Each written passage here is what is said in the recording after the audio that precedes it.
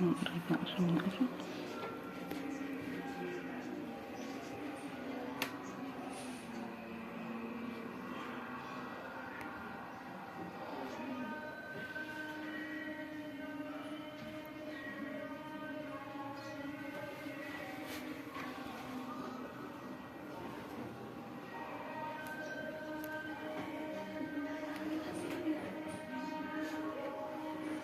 كفاية كفاية.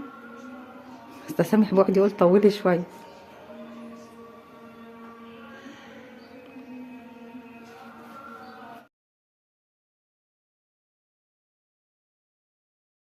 بسم الله الرحمن الرحيم، والصلاة والسلام على رسول الله أفضل الصلاة والسلام. كل سنة وأنتم طيبين. دخلنا في حاجة العيد، نواعم العيد يعني والحاجات دي، البسكوت والكعك كل الخير عندكم يا رب. بدأت معاكم بالبسكوت أهو. بصوا احنا بنحب نعمله بالبرتقال. ده برتقال بلدي أنا بشرته.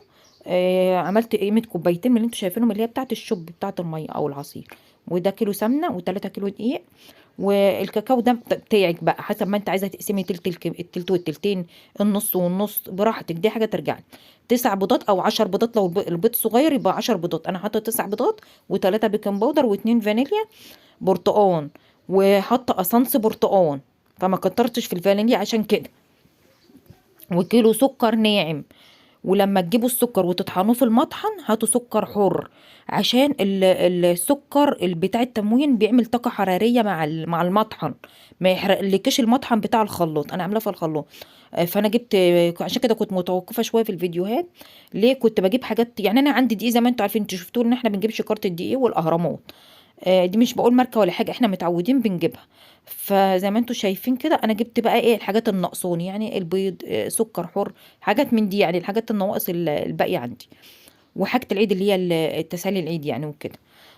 عندكم الخير يا رب اجمعين. بصوا ده اسانس برتقان اهو. وانا طحنت السكر، عملته على 4 مرات يعني. بقيت اعمل وجابه سكر ناعم. فانتوا بقى يعني ايه اللي فيه صحة وعافية يعمل. انا بقى بصراحة بقيت اوقف الفيديو شوية واوقف ايدي شوية، لان اعصاب ايدي تعبانة. ما قدرتش بصراحة يعني ان انا اكمل دان الفيديو شغال. بريح ايدي شوية. ربنا يشفي كل مريض يا رب، بحق الايام المفترجة اللي احنا فيها دي. ودخل الفرح والسرور علينا اجمعين يا رب العالمين. بصوا دي زبدة اللي هي ايه، انا هقول لكم احنا جايبينها ايه، بس برضو مش اعلان ولا حاجة. دي اسمها زبدة البقرة الحلوب. سمنة البقرة الحلوب بطعم النيوزيلندي. انا شايفة الجماعة كلهم عندنا، يعني المحل اللي بجيب منه ما شاء الله، ربنا يزيده يا رب خير من نعيمه، عليه سحب موت، وكله بياخد السمنة دي بصراحة. فهي ما شاء الله جميلة. فانتوا بصوا خلوها كريمية. انا بقيت اوقف الفيديو شوية واوقف ايدي شوية. قلت هي مش مستاهله مضرب، هي يعني مرمله، يعني انا حاططها في التلاجة بس هي مرمله وحلو. معيش حد يساعدني، مساعد ربنا ان شاء الله. ماما تعبانه برضو مش بتقدر تعمل، وناديه في المدرسه وبعمل لوحدي بقى. ربنا يعيني ويقويني يا رب، ويعين كل واحد على قد حاله. فانا يعني بوقف شويه واشتغل شويه.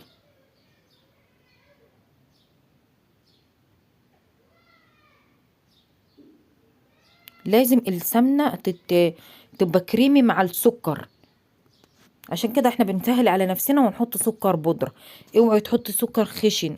اختي مرة حطته في البسكوت وقالت له حطي بس وهيسيح في الفرن، مسحش في الفرن.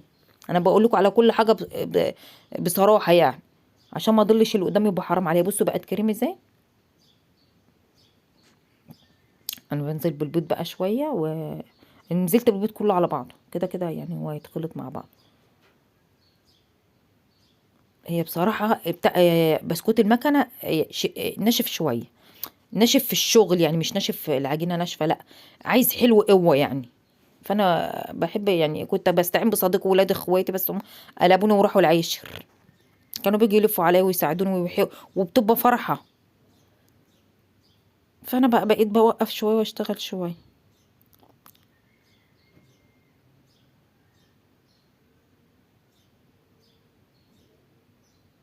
ربنا يخلي لكم احبابكم جميعا كلهم وتفرحوا بيهم يا رب.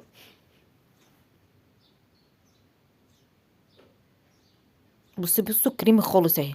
هي لازم تبقى كريمي وخفيفه كده، لان عجينه البسكوتات والحاجات دي النواعم الخفيفه دي مش بتاخد شغل. الحاجه اللي فيها بيض وسمنه ودقيق مش بتبقى، لازم تبقى فلافل كده خفيفه. بص انا نزلت بكوبايتين البرتقال.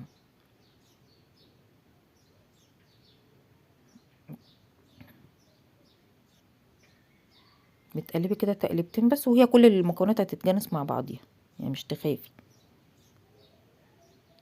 والتلاتة بيكنج باودر، يعني الكيلو بياخد كيس، مش تخافي مش تقولي كتير. اديكي شايفه الشغل بتاعي، جربي واعملي نص المعيار.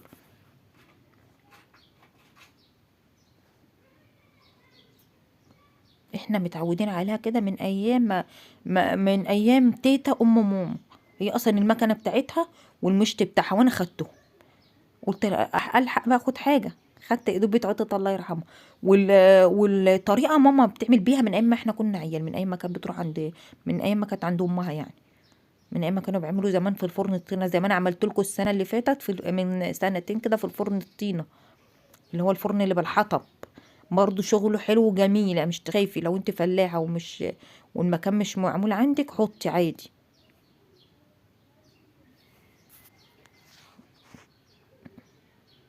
بتنزلي الدقيق عادي مفيش مشكله ولا حاجه.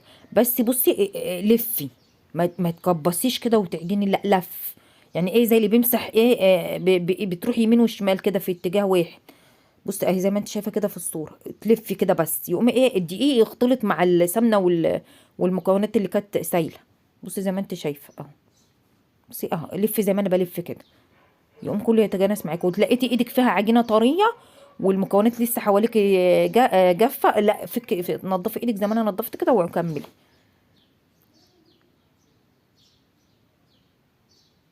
مش تخافي كله هيطلع معاكي زي الفل في الاخر. وممكن لو انت خايفه من الشغل في الحاجه جربي في معايير صغيره، بحيث برضو ما مش سلكتي وما مش خسرتي برضو. بصي هي العجينه تحسي ان هي مفككه كده او رمليه، لكن لو انت كبستيها بايدك كده بصي اهي بتتعمل اهي. زي ما انت شايفه ما بخبيش حاجه زي ما قلت لك. بصي هي رمليه كده بس هي طريه. انا بقى هاخد حبه منها ومش هحط زيت على الكاكاو. لو حطيت زيت على الكاكاو هينشف معايا البسكوته اكتر ما هي ناشفه. هم عصرت بقى 3 معالق كده برتقان تانيين، يعني غير الكوبايتين دول، يعني بتاع نص برتقانه. وبتاخدي حبه من العجين كده وتعمليها عادي اهو زي ما انت شايفه.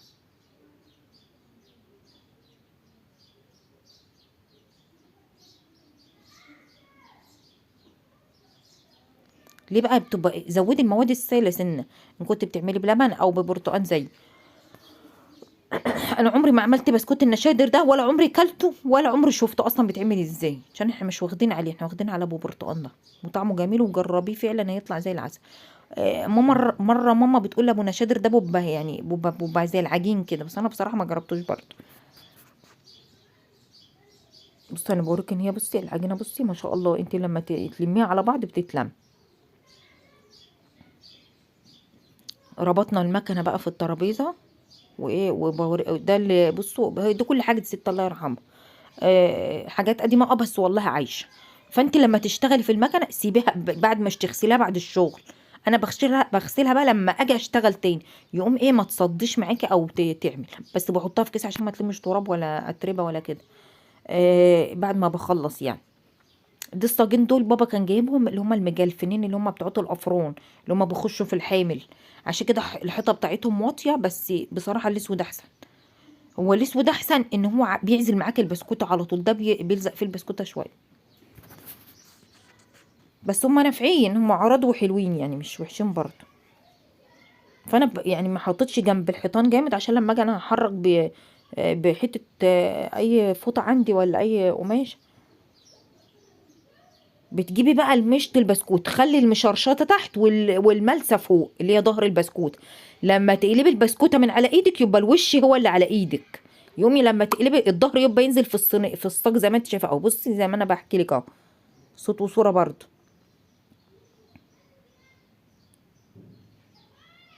اهو. انا بقى اشتغلت لوحدي، دنيتنا اقول يا رب تعني وتشفيني يا رب. اعصابي تعبانه، مشكله في الاعصاب يعني. فكل شويه بقى اريح ايدي شويه، بس مش بيجرى له حاجه لو اتركن. هتقولي البيكنج باودر هينفشه هيعمله، انت شايفه الصابع طالع زي الفل من الفرن. يعني انا اشتغلت براحتي، خدت مسافه، فعشان انا بشتغل لوحدي محدش بيلف عليا، وهي العجينه تقيله بصراحه، في بتاعه المفرمه بتبقى تقيله. كنت هقول ايه كمان؟ بسم الله الرحمن الرحيم. يعني لما تركنوه عادي مش هيجرى له حاجه. ليه كمان؟ كنت عايزه اقول لكم ليه كمان هو لما بتركنوه ليه؟ ان الجو ساقع والسمنه جامده مجمده معاك البسكوته، فانت ايه عشان كده هي مش بتنزل في المكنه بسهوله. دي اول حاجه. وتاني حاجه ما يجرالوش حاجه لو سبتيه. يعني لو انا اشتغلت في الكميه كلها بتاع 3 4 ساعات وزياده، ولما اشتغلت برضو عادي. تبدأي بأول صاج بدأت فيه وتعملي. انا بحب احط على الحراف كلها ابيض ابيض داير داير، اللي هو يعني الفانيليا، بسكوت الفانيليا ده. والشوكولاته احطها جوه عشان خاطر انا ممكن الحراف تتحرق من الشوكولاته وانا مش شايفاها ان كانت استوت ولا مش استوت. لكن لو اتحطت في النص هتعرفي بقى من الابيض. لو استوت تعرفي ان الشوكولاته استوت. بصوا ما شاء الله، انا كنت بقول لكم انا عملت كام صاج اهي. حتى فردتهم لكم على الارض عشان تشوفوا. بتاع 5 صجون. ال3 كيلو بياخدوا السجاير كلها اللي عندي دول كده. استنى اعدهم لكم برضه. دول 4 هم كبار. الاتنين المجلفنين دول كبار عن السجان الحمر والسجان السوداء. وادي صاج كمان ادي كده كام 5، والصينيتين 6 كده. بتدخلي اهو بسم الله الرحمن الرحيم، وتقولي توكلت على الله، وتسمي كده قبل ما تولعي، وتسمي وانت بتولعي الفرن، وتسمي وانت بتدخلي. تقولي توكلت على الله ولا حول ولا قوه الا بالله، وتسمي تقولي بسم الله الرحمن الرحيم، وبعد كده تقولي زي ما قلت لك توكلت على الله.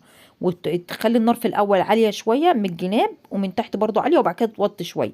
ليه بقى توطي من تحت؟ ليه؟ عشان خاطر من فوق هيعلى هيسخن معاك الصاج، هيحرق البسكوته من تحت، من ظهرها من تحت، من القاعده بتاعتها. بصوا بقى ما شاء الله الاسود بيطلع. بصوا بيطلع الصاج الاسود بيطلع على طول. دوكا كان لازق سن. اول ما تطلع من الفرن ما تستنيش تقولي تبرد، لو بردت هتلزق منك، عشان احنا بنبقى دهنين الصاج زيت، وهو كمان في بيض، فالبيض بيلزق مع الزيت. انا بقول لكم عن تجربه وانتوا حرين. عجبكم تاخدوا بكلامي، عجبكم مش عجبكم انتوا حرين، بس انا بقول لك خلاص مدمره من الله.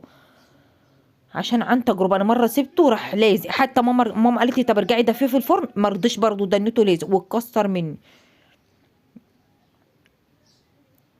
اللهم صل على النبي، تحميش جميل. هي بتالكوا بس عشان ضوء الشمس ضارب معايا بره، وانا يعني عامله في المطبخ. احنا حاطين المطبخ، بانين المطبخ في الدور الرابع على السطح يعني، وحاطين في الفرن، والنمليه بتاعتنا القديمه والحاجه اللي مش عايزينها. فالشمس ضاربه في الحاجه، فهي والله تحميشته حلوه يعني، من فوق ومن تحت.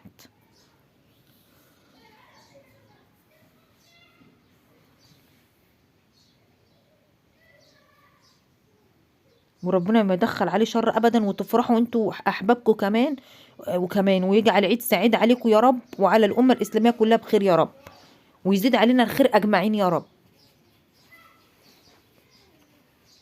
وتدن مصر كده اهل الكرم والخير يا رب.